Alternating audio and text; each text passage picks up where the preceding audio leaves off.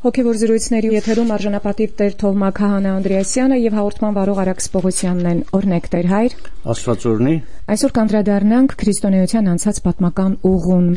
Տեր Հայր, կարելի է ասել, որ քրիստոնեության պատմությունը սկսում է մեր Տեր Հիսուս Քրիստոսի երկրային կյանքով, մահվամբ եւ հարությամբ, եւ կարող է այստեղ երկրորդ կարծիք հնչել։ Իհարկե, քրիստոնեությունը որպես ուսմունք Քրիստոսի գալստությամբ, խաչելությամբ, համբարձումով է պայմանավորված, իսկ եթե ավելի կոնկրետ ասենք, նրա առաքյալների հոգի գալստի օրը գործունեությամբ,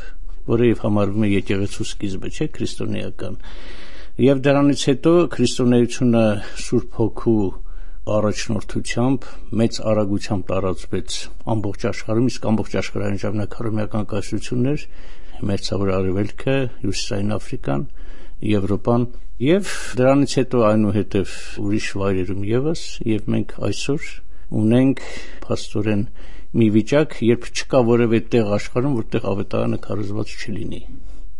Այսպես է պայմանավորված քրիստոնեության առաջացումը, զարգացումը եւ ներկայիս վիճակը, որի պատմության եւ զարգացման, հասունացման եւ ներկայիս վիճակի մասին կխոսենք այսօր։ Նախորդ ուզում եմ մի չափանիշի մասին խոսել, մետաֆիզիկ չափանիշի, որ գոյություն ունի աշխարհում, դա այն է, որ ամեն ինչ ունի սկիզբ, զարգացում եւ մահ, եւ մահն էլ ինքը երկուստեք վիճակ է, այսինքն մահվան վրա նոր մի բան է ծաղկում եւ նորի սկիզբն է սկսվում։ Ինչպես ասենք բնությունը, չէ, կա գարուն, ամառ, աշուն եւ ձմեռ։ Հետո նորից գալիս է գարուն։ Դա անդադ կրկնվում է, դա ցիկլիկ վիճակ է։ Երբ Քրիստոս ինքը նախորոք նշեց հովանահայտնությունը գոյություն ունի, որ կգա մի ժամանակ, երբ մարդիկ հավատից կհեռանան, մեղքերը կշատանան եւ բնականաբար կլինի դատաստան։ Եվ դատաստանը դա Քրիստոսի գալուստն է, այսինքն դատաստանը եւ հին աշխարհի կործանումն է, հին քաղաքակրթության, եւ նորի սկիզբն է, նորի մասին Քրիստոս նշում է, եւ դա պայմանավորված է իր գալստությամբ։ Ուրեմն մարդկությունը նախորոք գիտեր, որ գալու են ժամանակներ, երբ Քրիստոսի ուսմունքը աշխարհի վրա պետք է իր տեղը զիջի, ինչ որ չափով անհավատությանը, հետանոսությանը, այնպիսի գաղափարների, որոնք քրիստոնեությունից դուրս են, եւ որի արդյունքում է պետք է լինի դատաստան։ Նշենք քրիստոնեության ուղին, ինչպես է այն ընթացել։ Ես իզուր չնշեցի, այսինքն մետաֆիզիկ ցիկլը, որ աշխարհում կա։ Կարևոր հանգրվաններով անցնենք։ Այո, Քրիստոսից հետո քրիստոնեությունը տարածվեց հալածանքներով, գիտենք բոլորս, մոտավորապես 300 տարի եղավ այդ հալածանքը, եւ քրիստոնյաների արյամբ ցողվեց փաստորեն ամբողջ Եվրոպան եւ Մերձավոր Արևելքը։ Ինչպես ասում է 3-րդ դարի հայտնի աստվածաբան Տերտուղիանոսը, նահատակների արյունը դա եկեղեցու քարերն են։ Ինչքան որ նահատակ էր շատ լինում, այնքան եկեղեցին ամրանում էր դրանով։ Դա օրինաչափություն է, որովհետև բացի նյութական աշխարհից կա նաև հոգևոր աշխարհ, որ մարդիկ նահատակվելով իրենք դրանով ամրացնում են եկեղեցին, որովհետև երկնքում դառնում են բարեխոս եւ շատանում է Քրիստոսի բանակը, նրա համախոհների բանակը։ Եվ քրիստոնեությունը 313 թվականին ստացավ ազատություն Միլանի հրովարտակով Կոստանդիանոսի մեծ կայսրի ժամանակ քրիստոնյաները սկսեցին ազատ պաշտել իրենց Աստծուն, ազատ խաչակնքել ամենուրեք, ազատ ասել, որ իրեն քրիստոնյա են, եւ այնուհետեւ քրիստոնեությունը ձեռք բերեց նաեւ հաջողություններ այս աշխարհում եւ իշխանություն, պաշտոնական կարգավիճակ։ Այո, իշխանություն, որ ինչ որտեղ մրցում էր նաև պետական իշխանության հետ։ Եղել են պահեր, որ ասենք եկեղեցական իշխանությունը մանավանդ արևմուտքում ավելի փաստորեն մեծ իրավունքներ է ունեցել, քան ասենք քաղաքական իշխանությունը, պետական իշխանությունները։ Եվ եթե դեկարտյան կոորդինատներով ցուցադրենք, ասենք քրիստոնեության հաղթանակը, այսպես քրիստոնեությունը աճեց եւ եկավ մի պահ միջին միջնադարում, ասենք 10-ից մինչև 13-րդ դարը, երբ դրանից հետո քրիստոնեությունը սկսեց կամաց գնալ դեպի անկում։ Ինչու՞։ Ես հատուկ ուզում եմ այդ պատմությանը զուգահեռ խոսել մարդակենտրոն եւ աստվածակենտրոն գիտակցությունների մասին։ Ինչ են դրանք։ Աստվածակենտրոն գիտակցությունը այն է, երբ մարդու ամբողջ գիտակցության մեջ կա Աստծո ներկայությունը։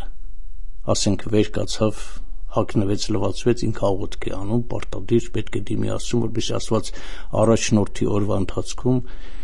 փորձանքներից հեռու պահի չար գործերից եւ այլն։ Եվ մարդկանց հետ հանդիպումներում կա այդ գիտակցությունը, մարդկանց հետ խոսելիս ինքը ապարբերաբար անընդհատ զգում է Աստծո ներկայությունը եւ ուրիշ գործերի մեջ, ուրիշ իրավիճակների մեջ։ Իսկ մարդակենտրոնը այն է, երբ մարդը մոռանում է Աստծուն, իր դիտակցության մեջ անընդհատ իր ցանկություններն են, իր պատկերացումները, իր աշխարհը ճանաչելու սեփական փորձերը ոչ թե զուգահեռ տանելով աստվածային իմաստության հետ, աստվածային այն դոգմաների հետ, որ կան ասենք եկեղեցում, իհարկե դրանք էլ կարող է սխալ լինեն։ Մենք բարբերաբար պատմության ընթացքում տեսել ենք, թե ինչպես եկեղեցական դոգմաների մեջ են սխալներ եղել, որոնք փոխվել են ժամանակի ընթացքում։ Ես նկատի ունեմ արևմտյան եկեղեցիների դոգմաները։ Եվ մարդակենտրոն գիտակցության կենտրոնում հենց իր սեփական եսներ, զգացողությունները, մտքերը եւ փորձերը։ Ինքը բարբերաբար մարդակենտրոն գիտակցությունը մոռանում է Աստծուն, կարող է նույնիսկ բարբերաբար աղոթքել չանել, Աստծուն հիշում է միայն այն ժամանակ, որ ասենք պետք է մկրտություն անել, ինչ որ առիթով գնալ եկեղեցի, մում վառել, եւ արդյունքում կարող է դա էլ վերանա։ Ինքը կորցնի հավատը Աստծո հանդեպ եւ կապը կորցնի։ Եվ ահա ուրեմն Միլանի հրովարտակից հետո ամբողջ աշխարհում սկսեց գերիշխել կամաց աստվածակենտրոն գիտակցությունը։ Մինչև միջին միջնադարը 10-13-րդ դարերը։ Դրանից հետո եկավ մի շրջան, որ կամաց, եթե դեկարտյան կոորդինատներով ցույց տանք, սկսեց անկում գնալ եւ իջնել քրիստոնեության աճը ներքև գնալ դեպի այդ սլակը տանի ներքև եւ հիշենք, որ մարդակենտրոն գիտակցության հաղթանակը տեղ ունեցավ կամաց եւ իհարկե դրան շատ նպաստեց օրինակ վերածննդի ժամանակաշրջանը իր բոլոր դրական կողմերով եւ որովհետեւ ինքը շատ դրական կողմեր ուներ վերջի գիտության չէ հասարակական մտքի գրականության եւ արվեստի գործերի մեծ թռիչք տեղի ունեցավ դա օգնեց նպաստեց մարդու աշխարհի ճանաչողությանը բայց ինչպես լինում է միշտ Աստծո տված պարգևները ունենում են երկու ծայր Եթե սխալ օգտագործեցիր Աստծո պարգևը կարող է ի վնաս լինել դա քեզ եւ ուրիշներին ոչ մի Աստծո տված պարգև մի ծայր չունի մի կողմ չունի ունի նաեւ երկրորդ կողմ եթե սխալ օգտագործես բնականաբար դա վնաս կտա այդպես էլ եղավ ահա այն ժամանակվանից մարդը կամաց սովորեց վստահել իր սեփական մտքին իր սեփական բանականությանը եւ ահա մարդակենտրոն գիտակցությունը վերջիվերջո կամաց մի կողմ մղեց աստվածային կենտրոնին եւ հիմա ուզում եմ ձեզ մարդակենտրոն գիտակցության մասին մի մեջբերում անել իմ գրքից գիտակցության ստերեոտիպեր խոսում է 19-րդ դարի հայտնի ռուս եկեղեցու հայրերից մեկը Ֆեոֆան Վիշինսկին ասում է եթե մեզ մոտ չփոխեն հասարակության դաստիարակման ձևը եւ սովորույթները ճշմարիտ քրիստոնեությունն ավելի ու ավելի կթուլանա եւ վերջապես իսպառ կվերանա կմնա միայն քրիստոնեության անունը, իսկ քրիստոնեական հոգի չի լինի, բոլորին կլցնի աշխարհի հոգին։ Աշխարհի հոգին կարելի է համարել, ասենք, մարդակենտրոն գիտակցությանը ինչ որ կերպ նաև հոմանիշ, որովհետև աշխարհի հոգին այն է, որ քեզ գրավում է աշխարհի ամեն ինչը։ Մյուս կողմից էլ Տրտուղյանոսը դեռ վաղ միջնադարում շատ կարևոր միտք հայտնեց, ասելով, որ հոգին միշտ քրիստոնյա է։ Եվ ահա այդ ձեր մեջբերումը, որ ընթերցեցիք ռոսոքեվորականի, մյուս կողմից էլ տեսնում ենք, որ ինքը արձանագրում է հոգու մահը, եթե դրա համար այդ նպաստավոր պայմանները ստեղծեն, որոնք ինքը թվարկեց։ Այսինքն հոգու երկրորդ կարգավիճակ կարծես թե չի կարող լինել, եթե հոգին ի բնե քրիստոնյա է, այսինքն գտնվում է այն արժեհամակարգի մեջ, որը ձևակերպեց եւ կենսագործեց իր կյանքով մեր Տեր Հիսուս Քրիստոս, ուրեմն մարդկությանը կարծես թե արժեհամակարգային իմաստով այլ ընտրություն չի մնում, այդպես հասկանալ։ Այո։ Եվ բնականաբար այդ արժեհամակարգը, որ Քրիստոսը բերեց եւ հաստատեց, դրանից շեղվելով մարդը բնականաբար գնում է դեպի ուրիշ ուղղություններ եւ այդ ուրիշ ուղղություններն բերում են իրենց հետևանքները։ Մյուս եկեղեցու հայրից մեկը ռուս, իրենք այն հեղինակներից են, որոնք հատուկ ուշադրություն են դարձրել աշխարհի նոր իրավիճակների, նոր գիտակցությունների։ Դա Իգնատի Բրյանչանինովն է 19-րդ դարի հայտնի եկեղեցու հայրերից մեկը, ասում է. «Եկեղեցու եւ քրիստոնեության վիճակը չափազանց ծանր է, դառնագույն ամենուրեք։ Սուրբ գրքում գրվածը կատարվում է, հավատի հանդեպ պաղությունը համակել է եւ ժողովրդին, եւ բոլոր երկրները, որտեղ մինչեւ հիմա կանգուն էր ուղղափառությունը։ Իհարկե միայն ուղղափառությանը դա չի վերաբերում, դա վերաբերում է նաեւ արևմտյան եկեղեցիներին,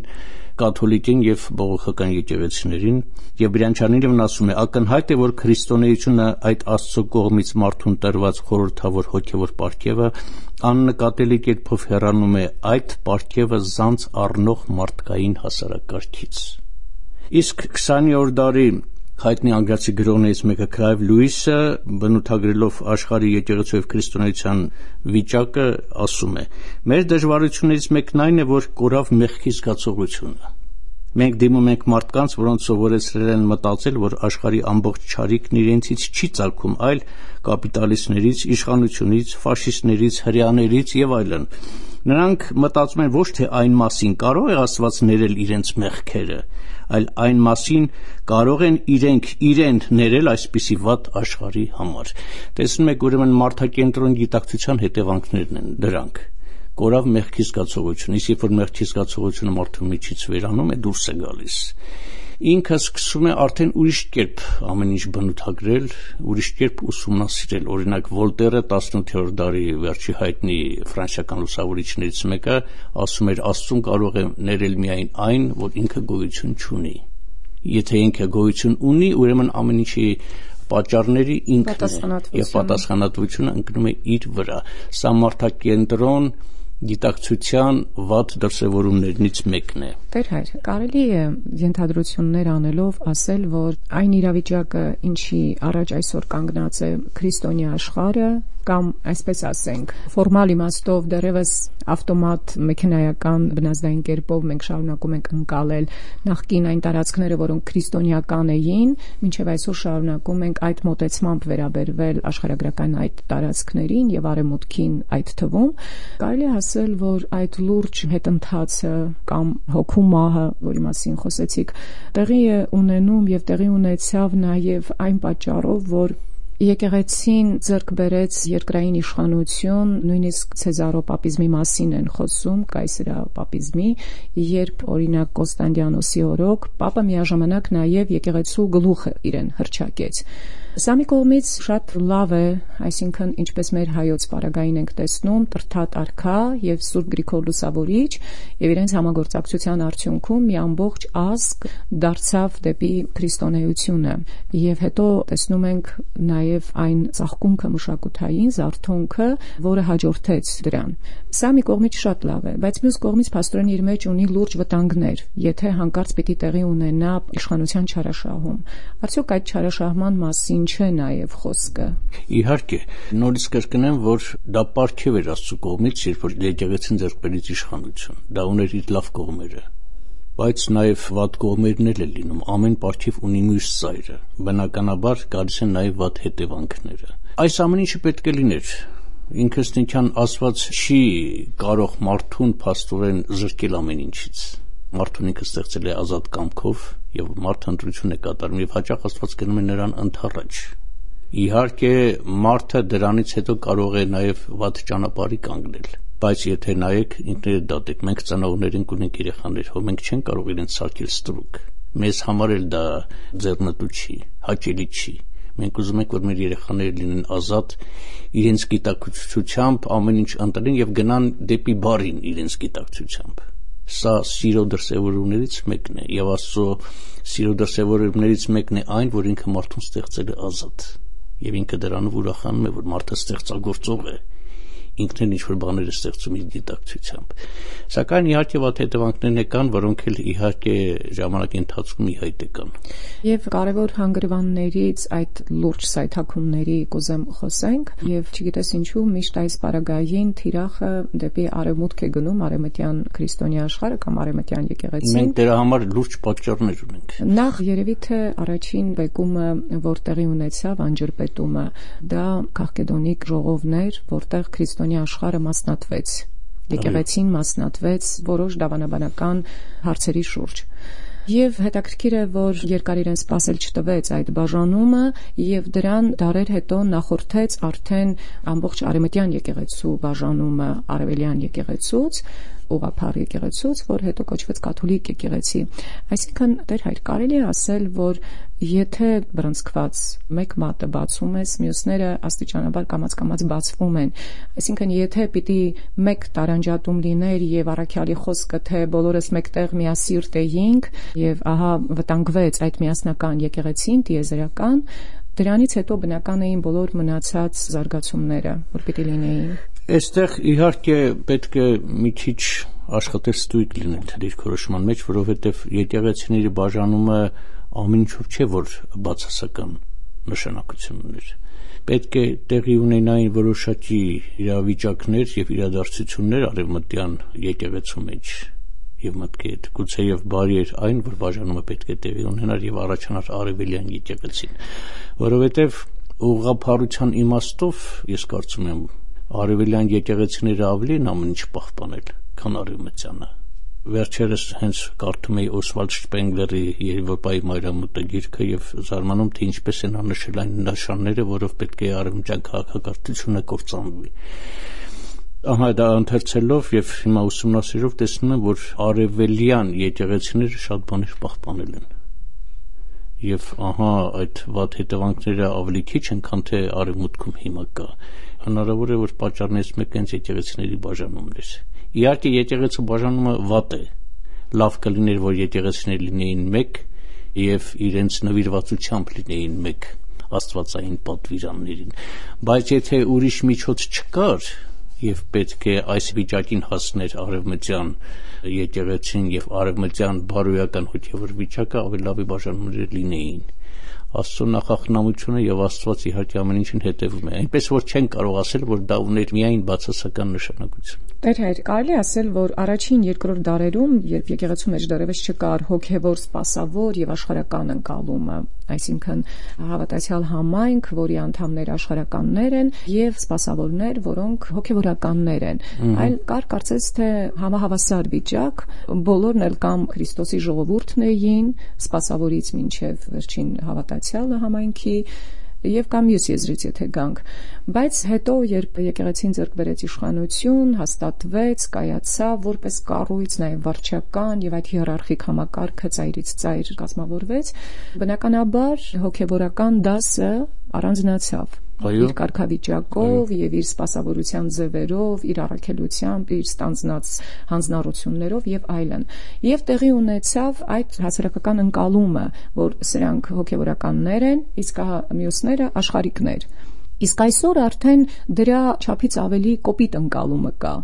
Բանը կարող է նույնիսկ հասնել այնտեղ, որ մեզանից ոմանք կարող են ասել, որ դե պաշտամունք պաշտելը, աղոթելը, ծեսերը, ամբողջը հոգևորականների տարածքն է եւ մենք ինչ գործ ունենք դրա հետ։ Նույնիսկ կարող են ասել մենք հավատացյալ չենք, մեզանից ոմանք կարող են այդպես ձևակերպել։ Այսինքն խնդիրը հենց այստեղից չի ծագում, որ տեղի ունեցավ այդ տարանջատումը, հոգևոր հատված եւ աշխարհիկ հատված։ Ասեմ, որ այն ժամանակ էլ այդ տարանջատումը կար որոշակի իմաստով, առանձնապես բան չի փոխվել, բայց ինչ որ տեղի ունեցել դարերի ընթացքում ինքը ուներ կարևոր նշանակություն։ Նորից նշեմ այն, որ Աստված ժամանակների մեջ նայած պահանջին տալիս է այն, ինչի կարիք ունի, ասենք, մարդը, եկեղեցին, հոգևոր աշխարհը։ Բայց այդ տվածը կարող է ունենալ իր սեփական էվոլյուցիան եւ ժամանակի ընթացքում նաեւ բերել բացասական հետևանքներ։ Դրան գումարած նաեւ այն, որ մարդկանց մեջ նորից նշենք, որ մարդակենտրոն գիտակցությունն է հիմա տարածված, այսինքն մարդիկ ամեն ինչ վերլուծում են սեփական բանականությամբ եւ սեփական արժի համակարգով, դա էլ իր հերթին բերում է նաեւ հենց այն կարծիքները, որ ասացիք։ Ամեն ինչ ժամանակի մեջ ունի իր դրական նշանակությունը։ Ժամանակներ անց ինչ որ նորարարություն պիտի լինի, ինչ որ ձևափոխություն պետք է լինի, որ տանի դեպի հոգևորը։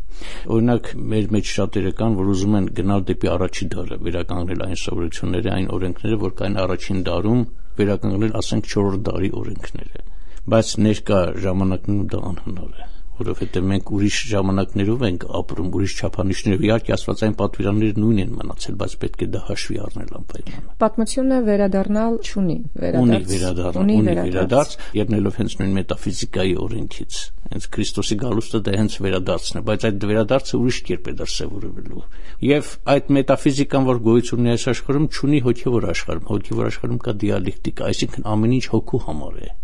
ամբողջ երկիրը եւ տիեզերքը հոգու դիալեկտիկայի համար է եւ Աստված տիեզերքը բնակեցնում է իր որդիներով։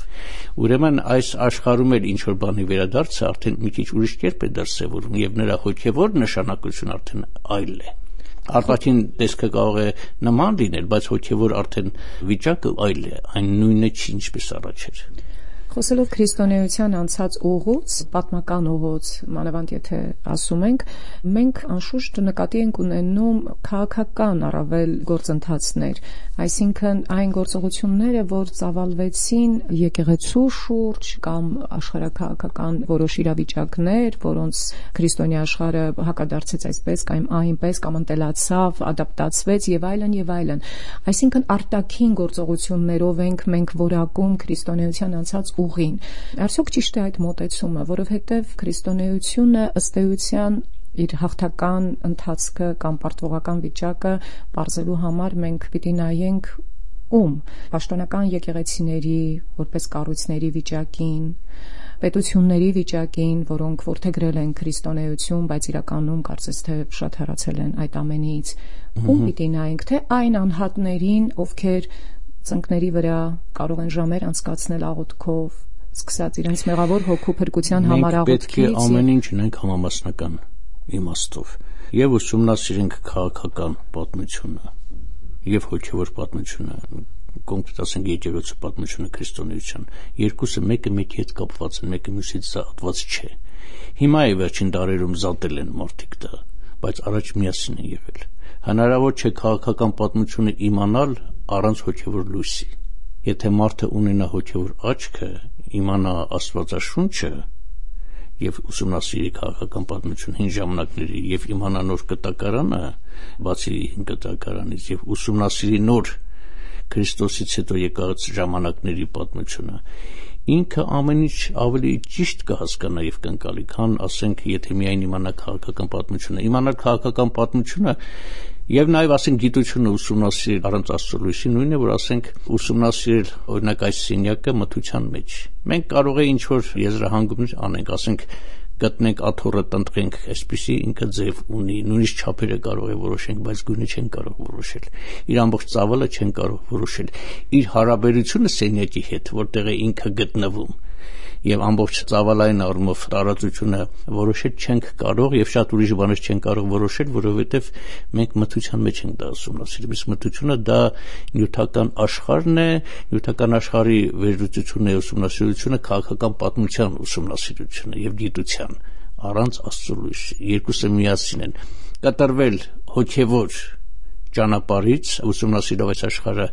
առանց հոգեվոր աչքի, առանց Աստծո ներկայության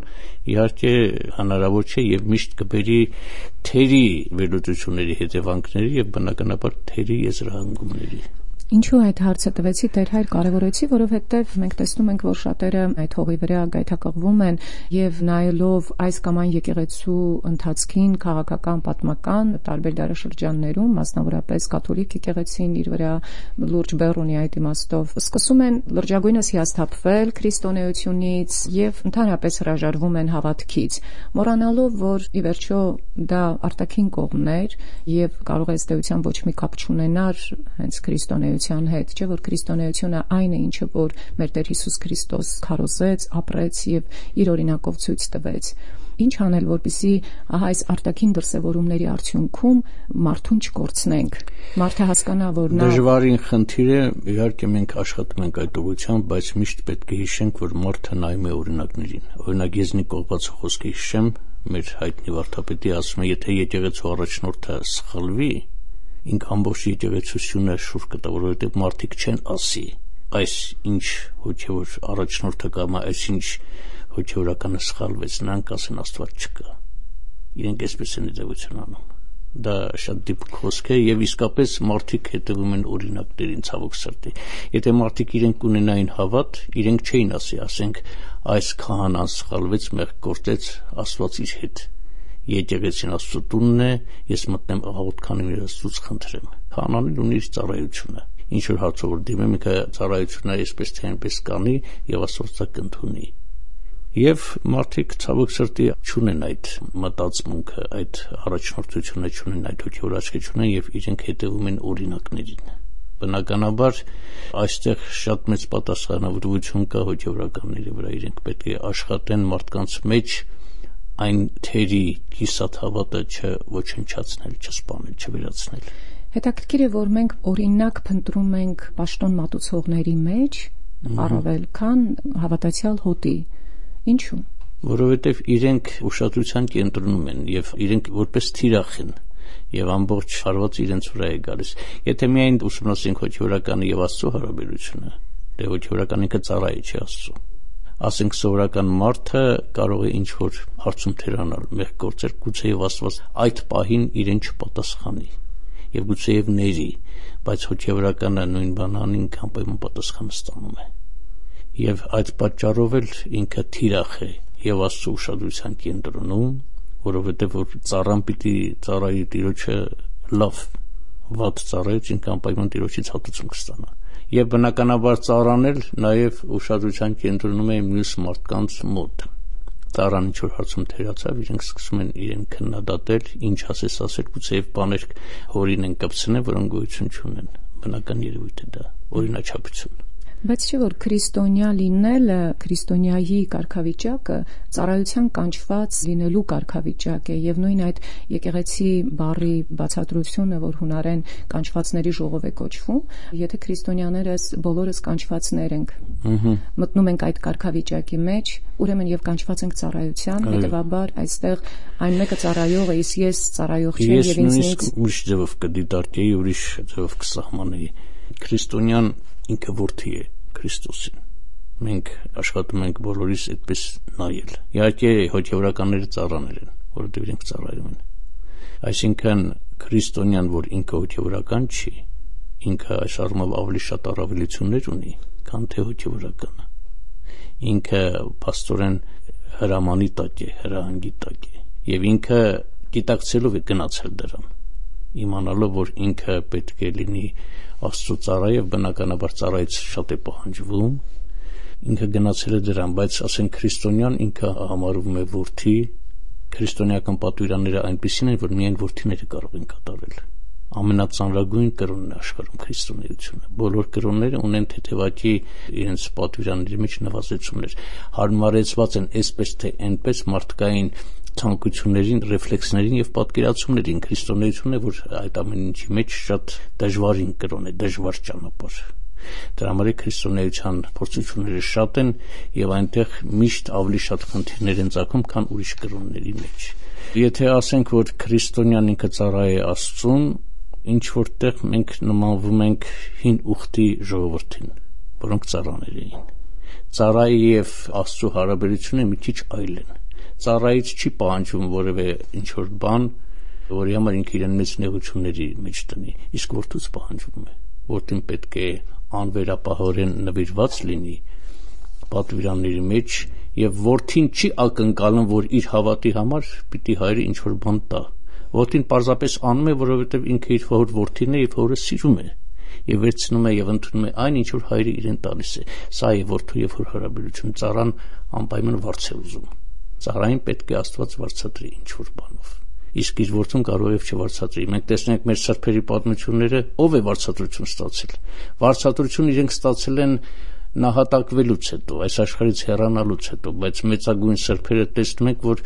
ինչ որ արել են, ավելի են չարչարվել, տանջվել, խաչվել, այս աշխարհում նահատակվել եւ Աստված ըստ էության եթե նայում ես, եթե մեր սրբերի պատմությունը տեսնում ես, որ շատերին ինքը չի վարձատրել այս աշխարհում ինչ որ բանով։ Ուրեմն ինչ ենք մենք գնում այդ ճանապարհով։ Դժվարին ճանապարհ է քրիստոնեությունը եւ ամեն մեկի համար չէ։ Եվ ազնիվ կրոն է, որովհետեւ այս երկրի վրա ոչինչ չխոստացավ Տերը վարձատրության իմաստով, այլ երկրի պսակներ խոստացավ արժանացնել։ Տիմոթեոսին ուղված առաջին թղթից նամակն եմ առաքյալի ուզում ընթերցել. «Իսկ դու ով մարդ Աստծո, փախիր այդ բաներից եւ գնա արդարության, աստվածպաշտության, հավատի, սիրո, համբերության եւ հեզության հետևից, Հավատի բարի մարտը մղիր եւ պինդ կարչիր հավիտենական կյանքից, որին կանչվեցիր եւ բարի դավանությունը դավանեցիր բազում վկաների առաջ։ Պատվիրում եմ քեզ Աստծո ներկայությամբ, որը կյանք է տալիս ամեն ինչի, եւ Հիսուս Քրիստոսի առաջ, որը Պոնտացի Պիղատոսի առաջ վկայեց բարի դավանությունը, որ դու պահես պատվիրանը ամբից անարատ մինչև հայտնությունը Հիսուս Քրիստոսի, որին իր ժամանակում հայտնի պիտի անի երանելին եւ միակը զորը, թագավորների թագավորը եւ տերերի տերը, նա, որ միայն ինքն ունի անմահությունը եւ բնակվում է անմատչելի լույսի մեջ, որ մարդկանցից ոչ ոք չի տեսել եւ ոչ էլ կարող է տեսնել, նրան պատիվ եւ զորություն հավիտյանս ամեն։ Տեր Հայր, կարելի է ասել, որ այս խոսքերը անժամանակ են, այսինքն չկա մի դարաշրջան, որին հատկապես այս խոսքերը եւ պատվիրանները այսպես ապրելու կերպը վերաբերեր, ուստի եւ առավել քան այսօր մեզ վերաբերում է այս խոսքը, եւ խոսելով քաղաքակրթությունների մայրամուտի մասին եւ այն քաղաքակրթության, որը քրիստոնեության հիմքի վրա կարծես թե ձևավորվեց, մենք իրավունք չունենք խոսելու քրիստոնեության վերջի մասին, որովհետև երբեք չենք կարող իմանալ այն անհայտ աղոթողի անունը, ով ահա այսպես ապրում է, ինչը որ Տիմոթեոսին ուղված առաջին թղթում ընթերցեցի։ Քրիստոնեությունը վերջ չունի, քաղաքակրթության վերջը դա քրիստոնեության վերջը չէ։ Տեսեք, նորից վերադառնանք այս աշխարհի մետաֆիզիկային, մակընթացություն եւ տեղատվություն ծովում։ Կամ մակընթացություն չէ, ասենք երեկոյան ծովը ավելի դեպի մխրճվում է ափի մեջ, բայց հետո նորից տեղատվություն է լինում։ Նորից ցամաքը գնում է առաջ։ Մակընթացությունը ընդունեք, եթե օրինակ քրիստոնեության ընթացքը, զարգացումը, հասունացումը եւ ահա այն վիճակը, որ հիմա կա տեղատվության։ Գալու է նորից մակընթացություն եւ իհարկե այդ նոր մակընթացությունը, որ Քրիստոսի գալուսության հետ է կապված, եւ ինքը գալիս է դժվար պահին, որտեղ դատաստան չի լինում այն քաղաքակրթության մեջ, որտեղ մեղքեր չկան։ Դատաստանը գալիս է այն պատճառով, որովհետև քաղաքակրթությունը հեռացել է Քրիստոսի պատվիրաններից եւ ինքը կործանման մեջ է։ Եթե օրինակ Քրիստոս չմիջամտի, Աստված չգա դատելու այս աշխարհը։ Այս աշխարհը այսպես թե այնպես իրեն կկործանի։ Չի կործանում, որովհետև Աստված է պահում։ Մարդը ինքը դարձել է քաղցկեղի բջիջ նման երևույթ։ Ինքը չի մտածում այն մասին, որ ինքը որ ամբողջ մարմինը կերավ մի օր մահանալու է ինքը նաեւ, որտեղ ինքը իրեն է ոչնչացնում դրանով։ Եվ Աստված է պահում, որ աշխարհը չի կործանվում։ Եվ դատաստանը նրա համար, որպեսզի աշխարհը մաքրվի եւ մաքրվի այն կործանիչ քաղաքակրթությունից, որ հիմա ներկայիս գոյություն ունի։ Ինքը գալիս է այս աշխարհը փրկելու, ոչ թե կործանելու։ Եվ բնականաբար քրիստոնեությունը վերածվելու է մի աշխարհի, որի անունն է նոր, որի մասին Հովանու Այդնությունը ասում է։ Նոր աշխարհի վերանալու է այն հին ձևը, որը հնացել է եւ որպես ձործ ներկայիս մենք կրում ենք։ Եվ այդ ձորձը կվերածվի եւ բնականաբար դա ուղեկցվում է ցավով, ուղեկցվում է նաեւ կործանումներով, մարդկային զոհերով, աղետներով, ինչպես եւ մենք տեսնում ենք 4 կոմա կատարվում է։ Շնորհակալություն, անդրադառնանք ձեզ ուղղված հարցերին, եթե տանն աղոթքի ժամանակ ընդհատում են, արդյոք ողորմություն չէ աղոթքը ընդհատելը, պատասխանելը եւ ապա նոր շարունակելը։ Նայած թե ինչ ձևով են ընդհատում, եթե ասենք ինչ որ անպատեհ ձևով, լավ բան չի դա, բայց եթե ինչ որ առաջնահերթ խնդիր կա եւ պետք է դրան պատասխանել, իհարկե ողորմություն է դա։ Ամեն դեպքում պետք չէ բարկանալ, երբ ընդհատում են աղոթքը։ Բարկությունը միշտ չէ, որ մեղք է, բարկություն կա, որ դա հոգուց է գալիս։ Եսայի ճգնավորը 4 դարի հայտնի ճգնավորներից մեկը քրիստոնյա ասում էր, կա բարկություն, որ Աստծուց է, ոչ թե մեղք է։ Եվ դա ինքնստիթյան պատասխանն է որևէ մեղքի ուղղությամբ։ Ասենք օրինակ Եզնիկ Կողբացին, մեր հայտնի վարդապետը ասում էր, կան առաքինություններ, որոնք հաճելի չեն Աստծուն։ Եվ դա չարի խաբեությունն է։ Օրինակ կա իրադրություն, երբ որ մենք բարություն ենք ցուցաբերում, այն դեպքում որ պետք է ընդհակառակը բարկանանք եւ խփենք։ Եվ դա ավելի ճիշտ կլինի։ Այնպես որ ամեն բարկություն չէ, որ ինքը վատ երևույթ է։ Այսինքն Սուրբ Գրյան այն միտքը, որ բարկության մեջ մեղք չգործես, եթե պետք է բարկանալ, ապա այդպիսի բարկության։ Իհարկե։ Ինչ է նշանակում կաթոլիկ բառը եւ ո՞րն է հայ կաթողիկե եկեղեցին, արդյոք նույն կաթոլիկ եկեղեցու հետևորդներն են։ Կաթոլիկ նշանակում է ընդհանրական, Մենք մեր անվան մեջ ունենք այդ բառը կաթողիկի, ընդհանրական, չէ, հայ առաքելական, սուրբ, ընդհանրական ուղղափառ եկեղեցի, դա մեր երկար անվանումն է։ Այսինքն ընդհանրական բառը մենք ունենք կաթողիկի։ Պարզապես կաթոլիկ բառը օգտագործվում է արևմտյան եկեղեցու համար տարբերակելու համար։ Ասենք ուղղափառ եկեղեցի կա, չէ, մենք էլ ենք ուղղափառ, նաև։ Իրարից տարբերելու համար անվանում է, ասենք, այսինչ եկեղեցին կաթոլիկ, այսինչ եկեղեցին ուղղափառ, եւ մենք մեզ անվանում ենք առաքելական։ Չնայած այդ երկու անվանումներն էլ մենք մեր մեջ ունենք։ Ընդհանրապես տարբերելու համար է դա։ Շնորհակալություն հոգևոր զրույցների եթերում արժանապատիվ Տեր Թովմա Քահանա Անդրեասյանը եւ հաղորդման վարող Արաքս Պողոսյանն էին։ Այսօր մենք անդրադարձանք քրիստոնեության անցած պատմական ուղուն։ Օրհնեք Տեր Հայր։ Աստված օրհնի։